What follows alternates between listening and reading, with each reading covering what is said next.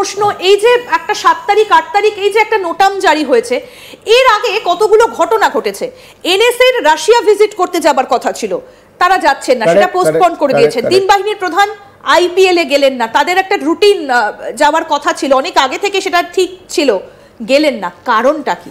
দেখুন একদম NSA visit cancel হলো, গতকাল আইপিএল ফাইনাল হলো, সেখানে 3টে চিফে যাওয়ার কথা ছিল, সেটা ক্যান্সেল হলো, এবং আমাদের প্রধানমন্ত্রী G7 মিটে যাওয়ার কথা ছিল, কানাডায় হচ্ছে, সেটা ক্যান্সেল হলো। এই সবগুলো যদি আমি ডট লাগাই, তার মানে there is something going on. এবং আর একটা আপনি বললেন এক্সারসাইজ হচ্ছে, হঠাৎ রাফায়েলের এক্সারসাইজ কেন হবে? সুখোই জাগুয়ার একসঙ্গে জয়েন্ট এক্সারসাইজ, একদম ইন্টারন্যাশনাল বর্ডারের পাশে এই এক্সারসাইজগুলো হচ্ছে, মুভমেন্ট হচ্ছে বিভিন্ন জায়গায়, there is a movement. Leave cancel হয়েছে অনেকের, এই যে সামরিক বাহিনীর যে অনেকের লিভ ক্যান্সেল হয়েছে, এই ডটগুলো যদি মিলিয়ে নেন, there something going on, there is a meeting going on. এবং গতকাল আমাদের বিভিন্ন অ্যাট দ্য হাইস্ট লেভেল, সেটা স্বরাষ্ট্রমন্ত্রী হোক, প্রধানমন্ত্রীর দফতরে হোক, এখানে কিন্তু রাত্রির বেলা একটা দেয়ার ইজ এক ঘন্টা বাদে বাদে বিভিন্ন মিটিং হয়েছে। সো অপারেশন সিন্দুর হয়তো সাধারণ সম্মুখে মনে হচ্ছে ceasefire, but there is something behind the scene going on. এটা কোনোভাবে মনে করবেন না যে মানে আজকে এই পেহেলগাঁও হয়ে গেল, সিন্দুর হয়ে গেল, তো এভরিথিং ইজ ঠান্ডা হয়ে গেল। ঠান্ডা অবস্থায় না, ঠান্ডা অবস্থায় নেই। পাকিস্তান যেভাবে প্ল্যান করছে, মার্কিন যুক্তরাষ্ট্র যেমনভাবে পাকিস্তানকে হেল্প করছে, এবং আজকে আমি আর একটা বলে দিই, national security council UNSC, United nation security কাউন্সিলের ভাইস চেয়ারম্যান পাকিস্তানের একজনকে বসিয়ে দেওয়া হলো। আজকে এটা হয়েছে, এটা আপনার দর্শকরা জানবে। ইউএনএসসির ভাইস চেয়ারম্যান একজন পাকিস্তান নাগরিককে বসানো হলো। এটা নিশ্চিতভাবে মার্কিন যুক্তরাষ্ট্রর the big uncle behind Pakistan, তার সাপোর্ট ছিল।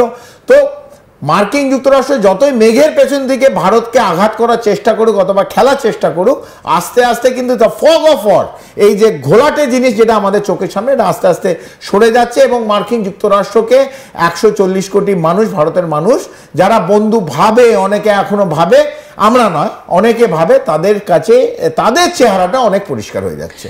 কিন্তু ইন্টারন্যাশনাল বর্ডারের এপাশে ভারত তো এক্সারসাইজ করতে পারে, যে কোনো মুহূর্তে আমার দেশে আমি যে কোনো বর্ডার অতিক্রম না করে বর্ডারের ভেতর যা খুশি আমি করতে পারি।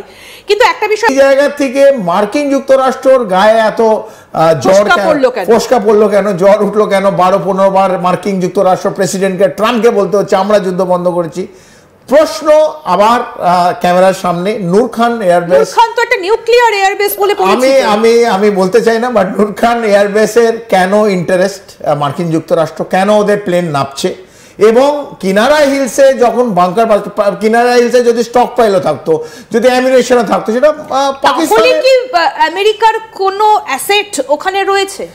আমেরিকার কত অ্যাসেট আছে সেটা মানে এখন গুনতে গেলে শেষ হবে না। পাকিস্তানকে অলওয়েজ ওরা একটা বেস হিসেবে ইউজ করেছে। আজকে না, যখন আফগানিস্তানে রাশিয়ান মুজাহিদিনের লড়াই চলছে, তখন থেকে পাকিস্তানে অ্যাজ অ্যান ইন্টারমিডিয়েট, আজ যেমন বাংলাদেশকে ইউজ করছে আমাদের পূর্বে, পশ্চিমে ইউজ করেছে পাকিস্তানকে, এবং ভারতকে চাপা, এই দুদিক থেকে চেপে দেওয়ার, এটা মার্কিন যুক্তরাষ্ট্রের একটা প্রধান অবজেক্টিভ। সেটা মার্কিন যুক্তরাষ্ট্র করছে, এবং ভারত নিশ্চিতভাবে চেপে বসে থাকবে না বলে একদমই। এবং এইখানে একটা প্রশ্ন, এই যে একটা 7 তারিখ 8 তারিখ এই যে একটা নোটাম জারি হয়েছে, এর আগে কতগুলো ঘটনা ঘটেছে।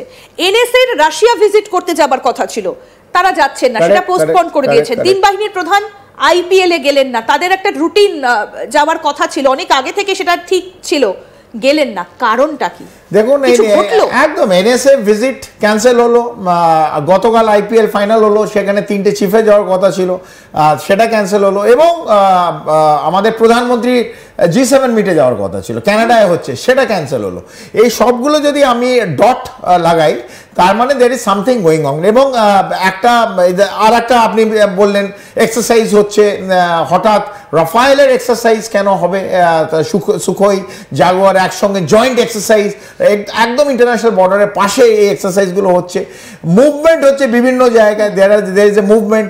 লিভ ক্যান্সেল হয়েছে অনেকের, এই যে সামরিক বাহিনীর যে অনেকের লিভ ক্যান্সেল হয়েছে, এই ডটগুলো যদি মিলিয়ে নেন, there something going on, there is a meeting going on. এবং গতকাল আমাদের বিভিন্ন অ্যাট দ্য হাইস্ট লেভেল, সেটা স্বরাষ্ট্রমন্ত্রী হোক, প্রধানমন্ত্রীর দফতরে হোক, এখানে কিন্তু রাত্রির বেলা একটা দেয়ার ইজ এক ঘন্টা বাদে বাদে বিভিন্ন মিটিং হয়েছে। সো অপারেশন সিন্দুর হয়তো সাধারণ সম্মুখে মনে হচ্ছে ceasefire, but there is something behind the scene going on.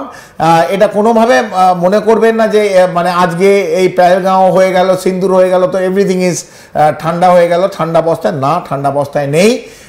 Pakistan যেভাবে প্ল্যান করছে, মার্কিন যুক্তরাষ্ট্র যেমনভাবে পাকিস্তানকে হেল্প করছে, এবং আজকে আমি আর একটা বলে দিই, national security council, UNSC, United nation security কাউন্সিলের ভাইস চেয়ারম্যান পাকিস্তানের একজনকে বসিয়ে দেওয়া হলো। আজকে এটা হয়েছে, এটা আপনার দর্শকরা জানবে। ইউএনএসসির ভাইস চেয়ারম্যান একজন পাকিস্তান নাগরিককে বসানো হলো। এটা নিশ্চিতভাবে মার্কিন যুক্তরাষ্ট্রর the big uncle behind Pakistan, তার সাপোর্ট ছিল। তো মার্কিন যুক্তরাষ্ট্র যতই মেঘের পেছন দিকে ভারতকে আঘাত করার চেষ্টা করুক অথবা খেলার চেষ্টা করুক, আস্তে আস্তে কিন্তু দ্য ফগ অফ ওয়ার, এই যে ঘোলাটে জিনিস যেটা আমাদের চোখের সামনে, এটা আস্তে আস্তে সরে যাচ্ছে। এবং মার্কিন যুক্তরাষ্ট্রকে 140 কোটি মানুষ, ভারতের মানুষ যারা বন্ধু ভাবে, অনেকে এখনো ভাবে, আমরা নয়, অনেকে ভাবে, তাদের কাছে তাদের চেহারাটা অনেক পরিষ্কার হয়ে যাচ্ছে। কিন্তু ইন্টারন্যাশনাল বর্ডারের এপাশে ভারত তো এক্সারসাইজ করতে পারে, যে কোনো মুহূর্তে আমার দেশে আমি যে কোনো বর্ডার অতিক্রম না করে বর্ডারের ভেতর যা খুশি আমি করতে পারি। কিন্তু একটা বিষয় আপনার কাছে জানতে চাইবো যে একটা তারিখ পর্যন্ত, সম্ভবত 23শে মে পর্যন্ত পাকিস্তানের আকাশসীমা ভারত এড়িয়ে চলছিল, একেবারে নিষিদ্ধ করে দেওয়া হয়েছিল, নোটাম জারি ছিল।